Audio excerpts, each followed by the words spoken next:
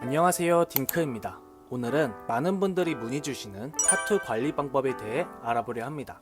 사실 저희 채널에 타투 관리 방법 영상이 있긴 하지만 좀 더 정확하게 정리해서 알려드리도록 하겠습니다.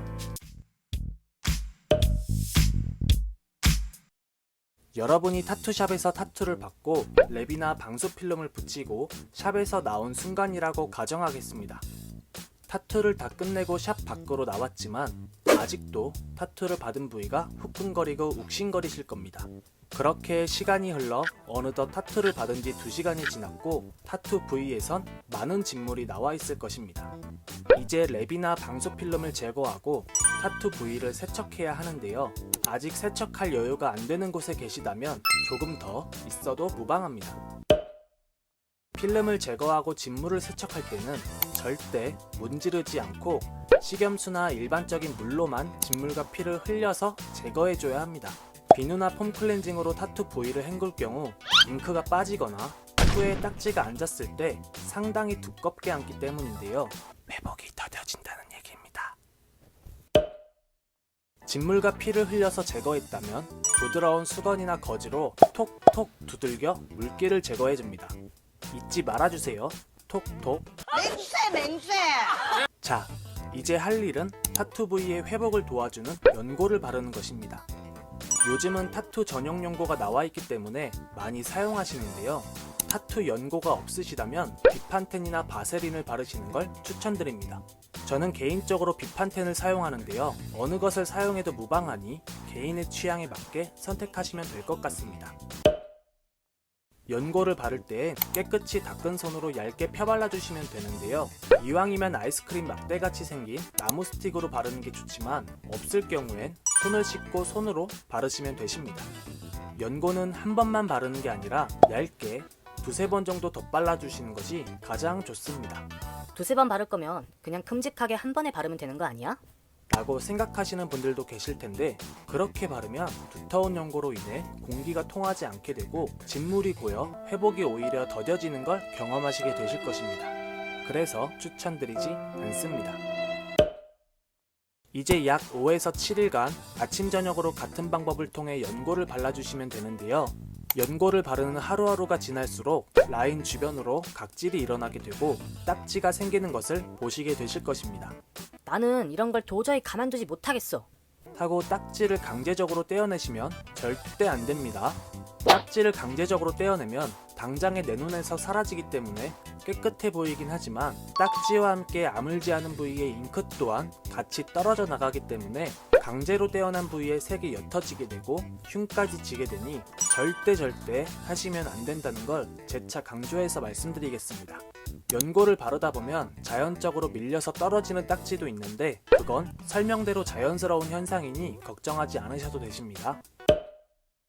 이제 시간이 흘러 일주일이 지났습니다. 굵직굵직한 딱지들도 거의 다 떨어졌고 하얗게 일어나 있는 각질들만 남아 있습니다. 이때부턴 연고를 얇게 한 번씩만 발라줘도 되는데요. 약 일주일 정도만 하루에 한 번씩 연고를 발라주시면 되십니다.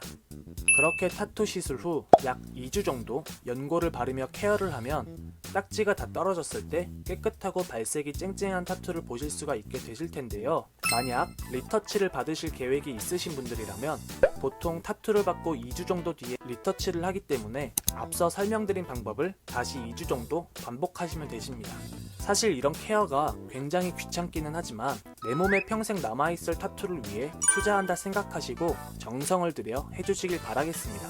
그리고 정말 중요한 타투 받은 후에 주의해야 할 것들도 있는데요. 정말 중요한 3가지를 알려드리겠습니다. 어느 샵을 가나 동일한 목소리로 모두가 말하는 것이 있습니다. 첫 번째 주의해야 할 것은 바로 술, 음주입니다. 타투는 살갗에 상처를 내고 그 상처 안에 잉크를 넣어 착색시키는 것입니다. 결국 이 또한 상처라고 볼 수가 있는데요. 술을 먹게 되면 알코올 성분으로 인해 몸에 열이 나며 혈관이 확장되게 되는데 상처 부위의 혈관 또한 확장되어 피가 더 나오게 되고 딱지도 더 두껍게 앉게 됩니다. 그리고 알코올로 인해 염증이 생기게 되며 타투 주위에 수포 같은 물집들이 생길 수도 있게 됩니다. 물집이야 뭐 언젠간 사라지겠지. 하시겠지만 이 물집으로 인해 흉이 지게 되면 타투 또한 본래의 모습을 잃어버리게 되는데요. 그럼 정말 속상하지 않으실까요? 두 번째 주의할 것은 샤워입니다. 아니 저기요. 비누나 폼 클렌징으로 닦지 말라는 거면 샤워는 어떻게 하라는 말입니까? 네, 샤워. 우리는 청결을 위해 샤워를 꼭 해야 합니다.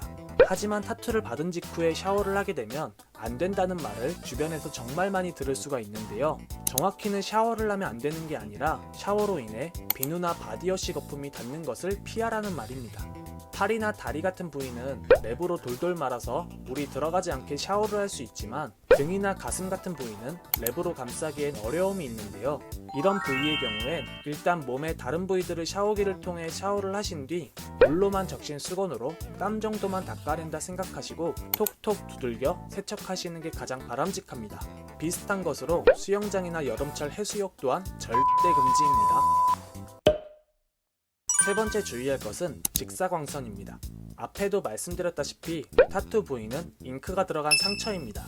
타투 부위가 너무 강한 직사광선에 노출되면 염증이 생길 수가 있고 그로 인해 색이 변질되기도 합니다.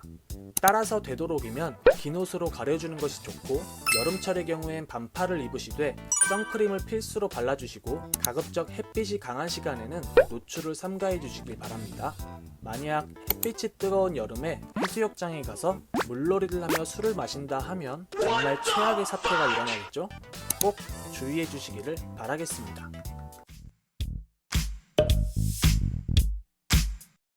오늘은 이렇게 타투를 받은 후 케어하는 방법과 주의해야 할 것들에 대해 알아보았는데요. 도움이 되셨다면 구독과 좋아요도 부탁드리겠습니다.